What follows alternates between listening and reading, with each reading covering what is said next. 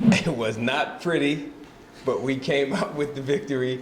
That zone is very good, it's very big, it's very athletic, and it gives you problems. And we were able to figure out some things. As soon as you think you have it solved, they make an adjustment, you miss a couple shots, they go down and score, next thing you know, the game is tied. We were able to pull out the victory, and that's all that matters at the end of the night. You say it wasn't pretty, definitely in the final 3 minutes. You guys went like 2 of 6 from the line, fouled a three-point shooter, but it was the tough shots you made on the other end. Justin had a couple, Daquan even had kind of a jab step jumper. So for you guys to kind of answer at that end when you couldn't really get in a good rhythm. The biggest thing is we never gave up. We never put our heads down and started to mope or any of that stuff. We continued to defend, and that was what it was. We were able to get the stops we needed at the end. We were able to get out in transition. Trey Diggs hit a big three for us out of that corner, and we knew if we get the right guys getting those shots that it will fall, and it did. And that's what happened at the end. And then we were still able to get a stop, and Justin was able to hit his free throws at the end, and that sealed the deal. A lot of teams really don't like playing against the 2-3, but when you scout them, do you kind of go into it expecting it to be a rock fight type of a game? No, because we've had games where we beat them by 15, doing the same thing. It's just about knocking down your shots, and that's the thing. If you can knock down your shots against the zone, you'll be successful.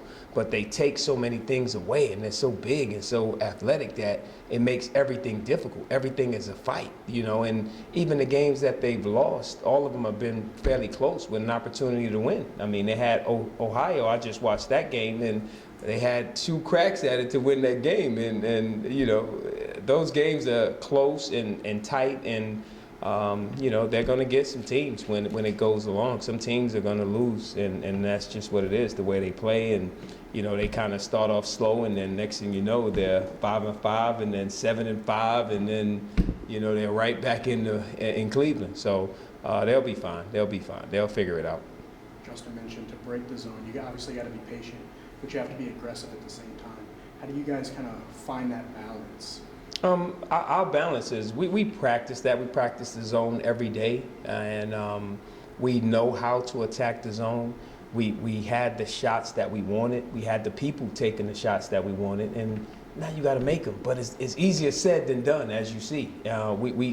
You can't try to change something now when we've been running this the whole time. So now we're trying to change it up, and that just confuses the guys. So we stick to what we do, and we had the right people taking the shots. If we play them again, we'll have the same right people taking the shots, and we'll make those same shots. So I don't worry about that and too much of what we're doing. I know what we're doing. Our guys know what we're doing, and that's the battle. You got to know what you're doing. If you try to mix it up and change it up, you're going to confuse everybody, and now you're going to look worse. 4 or 5 games have been one possession now.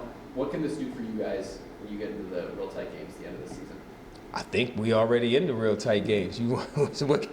How much tighter you want these games to be?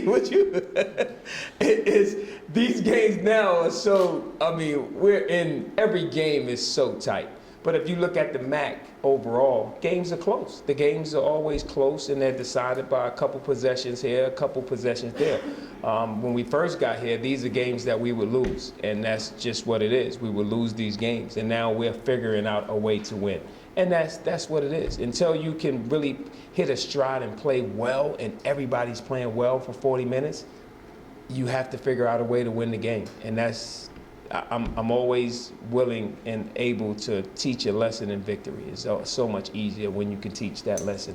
When you're losing and now you're trying to teach the lesson, it's so much more difficult. So the thing now, we got to continue to play, and we got Toledo up next, and it should be a fun game, should be a great atmosphere. Going up there, haven't won there since I've been here, so this is the opportunity once again to go up there and try to get a win, and that's what it's about. We have to play much better, but it's also a different style of game. They don't play like Northern, they don't play like Eastern, they don't play like Western. You know what I mean? So when you can get those teams and you can beat those grind out teams who play a slow down, very physical game and still come out victorious, then at the end of the day, that's what it's about, is winning the game. So Toledo wants to play more up-tempo and fast-pace, and we got to be prepared for that and try to slow those guys down. So it's different, a different type of game now coming up. It's different from the last 3 that we played.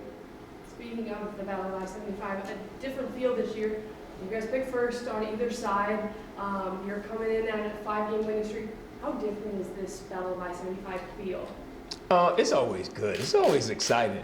I play here, so I was in those battles, so it's always exciting when you get a chance to play against Toledo. So it's always a lot of fun to go up there, or they come down here. I'm always excited for that. So it's not it doesn't take it to another level. At the end of the day, it's still a game that we have to go out and play, but it's always fun. It's probably the most fun game that I play, that I always have an opportunity to play in or be involved in. It's always been fun.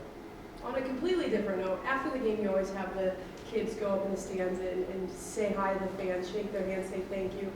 When did that start? Why do you do it, and what do you think it gives to them? The way it started, we were losing in the beginning, and we lost a lot of games our first couple years, and I wanted our guys to thank the fans. I said they don't have to come out and support us. We still were getting great support. Like, guys are coming out and cheering us on, and I said we got to thank them for coming out. So I want us to go into the stands and thank these guys, because they can spend their money any which way they want, and they choose to spend it by coming to see us. So I want to thank them, and I want y'all to go in the stands and thank them. So that's how it started. Now they understand what it's about, and fans just love that interaction. They don't really get to see us on that level. They just see us on the court. So a lot of times they think these guys are little and all, and then they see them, it's like, ooh, they're really big. I get that a lot around town. It's like, these guys are really big. And it's like, yeah. And they said, we love that they can come into the stands and we get a chance to interact with them, and that's great. So anytime that we can give back in any which way that we can, I'm always willing to do it. Another strong game for Daquan. What's he doing well right now? He's playing hard. He's playing extremely hard.